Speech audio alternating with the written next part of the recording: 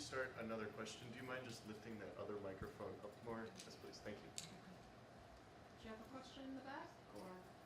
Oh, okay.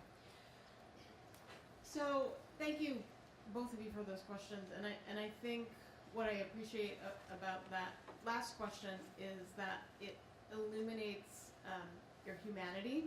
So there are oftentimes, it seems that when we talk about research, and we talk about scientific research and, the supposed objectivity, right, that particularly in quantitative methodologies, that somehow suggests that we're stripped of our humanity when we do the research that we do, both quantitatively and qualitatively. I thought it was actually very interesting to hear you say, and confirm some of my own experiences, that it was the quantitative research that initially just hit you so emotionally. And I think there's a way in which we divide quantitative and qualitative, and imbue qualitative inquiry with much more humanity than qualitative, and certainly we understand the backdrop of that, but I think we bring our humanity to all the research that we do.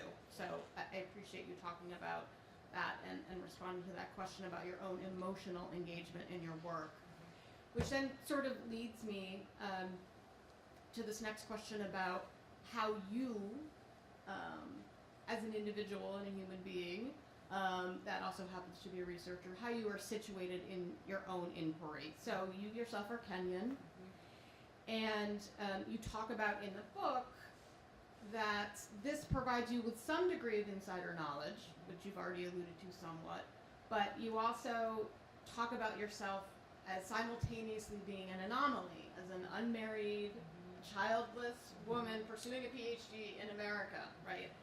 And that, to quote you, that you were simultaneously dealing with this tension between belonging yet not quite belonging, and understanding yet not quite understanding.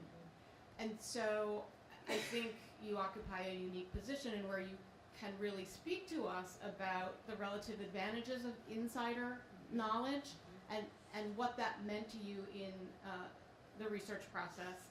And if you think perhaps there are any ways, both positive and negative, however we want to talk about it, ways in which that may have affected, let's say, your face-to-face interviews, where people might be more willing to disclose certain types of things because of you, or less willing to do so because of you and who you are.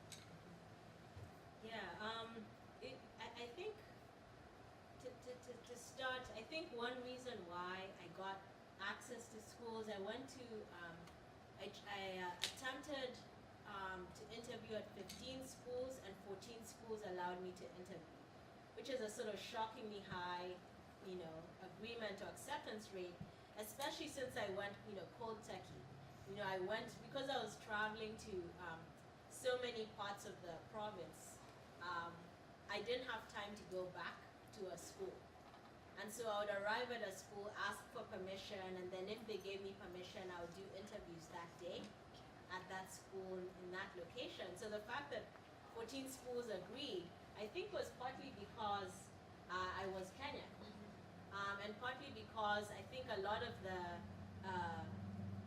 teachers wanted their students to see somebody like me, right? So I was sort of seen as a role model for their students. Like, here's an example of a young woman who is, finished school, and we want our students to engage with her. And so I think it really helped with the access.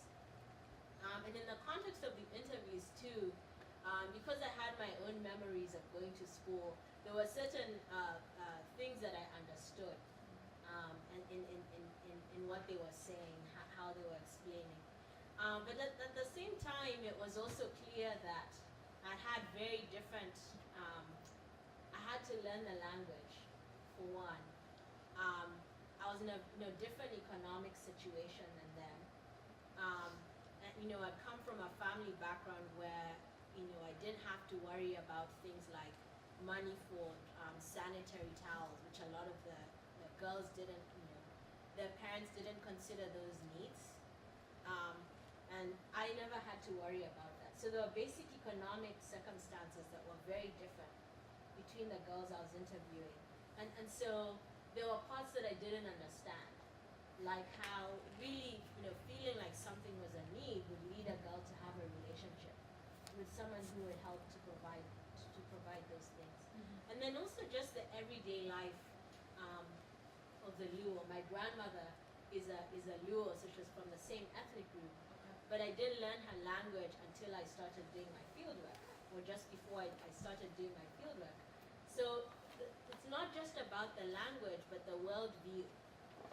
That this sort of comes bundled with a language that I had to learn. So that was also a challenge. Sure.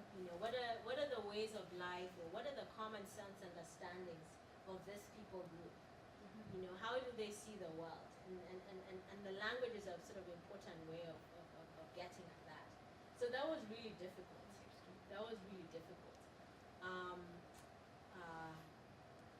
Yeah. Great, thank you. So, can you talk a little bit now about, from your own perspective and from doing this work, what you think the unique strengths are of mixing methods, of employing and relying on survey work while also bringing to bear more qualitative-oriented methods?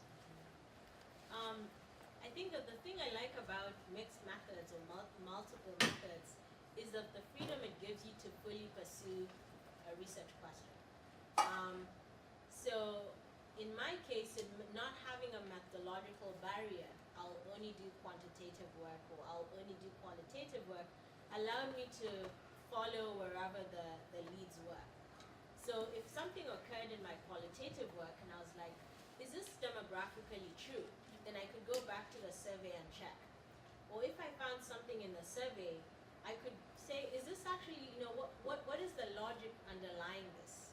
So when I looked at young women's HIV rates and young men's HIV rates in this setting, I could see that young men had almost no HIV, age 15 to 19. So I could go to interviews and try and figure out, does this mean that young men have no relationships? In this I could ask them. And so I think there's a lot of freedom that being able to use multiple methods allows. But it's also really difficult. I definitely want to emphasize how difficult it can be to learn different methods well. So learning statistics takes a lot of time, a lot of tears and blood. It's not easy. Statistics is not, you have to put in the time, you have to put in the hours to get really good at statistical work. And the same with qualitative work. Learning how to do interviews takes time. Learning how to do them well takes time. Learning how to make people comfortable. Sharing, intimate details of their lives takes time. And so I think it required, on my part, a great deal of patience with myself to learn the different methods well, and to learn the different literatures well as well. Also took a lot of time. So I think mixed methods work takes longer. Yeah. I would support that. So, you spoke of literatures, plural, and so we've talked predominantly so far about mixed methods, but I want to sort of widen the lens, if you will, right, to talk about the fact that you've clearly employed an interdisciplinary, or at least multidisciplinary methodology and approach to your work. And I'm wondering how that came about for you, right? So as I alluded to, and as I see in your work, I mean, it's one of the best examples in a very long time, from my perspective, of a truly interdisciplinary approach to a research question. I was pretty impressed and floored by all the streams that you were able to thread together, whether it was, the epi-data, which for me, because I'm in public health, I was like, yay, data! But also, seeing that sort of larger cultural critique of modernism within the context of Kenya and consumption, and so you drew on so many literatures, and I'm wondering if you can, to the extent that you are conscious of even doing that, if you can, and talk about that approach to your work, and if that came from your training, or if that there was a particular aha moment, or just what that process is like for you drawing on all those literatures. I've found that it's somewhat unfortunately or unfortunately how I tend to think. It's unfortunate because it takes so long. It really takes a long time to learn enough about a field to talk about it in a way that people who focus on that field are happy with. So the last substantive chapter of the book, I go into environmental sociology. So I found myself studying fish ecology, the quality of water, because it's dominated by Lake Victoria. There's a lot of pollution in Lake Victoria that I found was affecting the fishing industry in ways that had an impact on HIV risk. And so again, it was sort of pursuing the question, like I really wanted to know whether this was a factor. But in order to find that out, I had to be willing to figure out, so I looked at basic undergraduate textbooks on ecology and wetlands ecology. I had to learn what wetlands are because it had been a while since I took geography in high school. And then moving up now to be able to read some of the academic literature in that field. But I think it's just always the way that I look at topics. So even my current project in Washington, D.C. is going to be similar, unfortunately. Because again, I have to look at multiple fields because I think I'm really trying to understand how a society works. And a society isn't split by discipline. It's not. And so that means I have to study all the aspects that help me understand what's going on, for a particular disease. And so the particular mix of topics is going to vary from setting to setting and what ends up being relevant. Sure. And I've been fortunate to have both a committee and colleagues who are willing to let me take the time I need to figure things out. So it wasn't intentional. I didn't intend to be interdisciplinary. It was simply, at least in my mind, necessary. I wasn't going to really find out what was going on unless I was willing to. So in the fishing case, I'd begun my interviews with an icebreaker. You can't go into a community and say, so how many sexual partners did you have in the last 12 months? With strangers, right? So I used to start by saying, what are some of the issues that are important in your community? What are the big issues? And so many people would say that the lake is now polluted. It used to be clean and now it's green. And so a lot of people brought up lake pollution. And then we went on to other topics. And then a lot of people brought up fishermen. Fishermen as playing a role in HIV risk. And then when I talked to fishermen, a lot of fishermen talked about having to migrate further in search of fish because the fish were moving. Right. So when I came back from the field, I started putting these pieces together.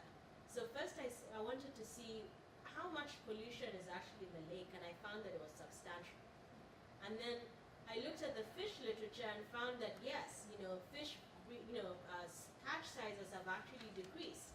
The supply of fish has decreased. The fish breeding grounds have been destroyed. So then I looked at, started putting it together, and with the qualitative accounts, I'm like, okay, so there's pollution. Pollution drives the fish further out. Fishermen have to migrate further in search of fish. They don't have fridges, so they have to land on new beaches. And because of the gendered economy, women sell fish, men fish. They had to find new women to sell their fish. So you could sort of see how HIV would spread around the lake communities because of changes in the environment around the lake, right? And so I didn't see a way to not look at those literatures to figure out what was really going on. So it just took a long time. Yes, But I finally, was able to figure out what was going on. Well, this then leads me to my next question, though. How did you know you were done?